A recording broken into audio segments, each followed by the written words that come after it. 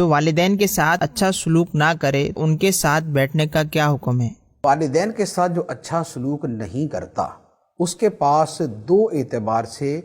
نہیں بیٹھنا چاہیے، اور ایک اعتبار ایسا ہے کہ جس میں بیٹھ سکتے ہیں۔ بیٹھ کی صورت میں سکتے ہیں اگر تو ہماری ایسی حیثیت ہے کہ ہم اس بندے کو اس کے والدین کے بارے میں سمجھا سکتے ہیں کہ بھائی والدین سے اچھا سلوک کیا کرو، تمہارا سلوک ہے یہ ٹھیک نہیں ہے، تو ہم صراحتاً اشارتاً اسے سمجھا سکتے ہیں، اس گناہ سے روک سکتے ہیں، تو پھر تو اس کے ساتھ بیٹھنا چاہیے اور سمجھانا چاہیے۔ ایک بات نہ بیٹھنے کی صورت وہ یہ ہے کہ جو ماں باپ کا نافرمان ہے اور ان کی ایذا کا باعث بنتا ہے، یہ گناہ کبیرہ کا مرتکب ہے، یہ فاسق ہے، اور شرعی اعتبار سے یہ عاق ہے۔ عاق وراثت والا نہیں، شرعی اعتبار سے ماں باپ کے نافرمان کو عاق کہتے ہیں۔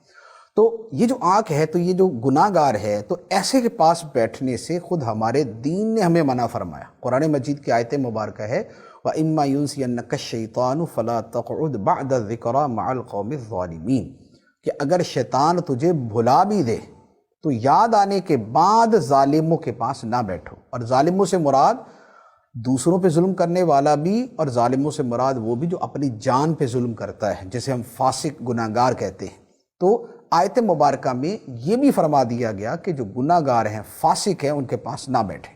تو لہذا جو ماں باپ کا نافرمان ہے اس کے پاس بیٹھنے سے یوں بھی اجتناب کرنا چاہیے کہ قرآن مجید کی آیت میں یہ فرمایا گیا۔ اور تیسری بات یہ کہ بعض اوقات ماں باپ کے نافرمان جو ہے وہ اس قسم کے ہوتے ہیں کہ جو ان کے جراثیم ہیں وہ پاس بیٹھنے والے کے اندر سرایت کر سکتے ہیں،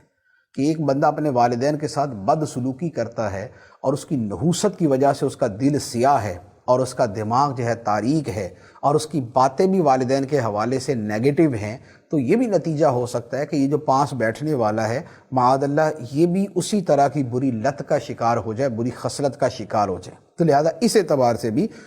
ماں باپ کا جو نافرمان ہے اس کے پاس نہیں بیٹھنا چاہیے۔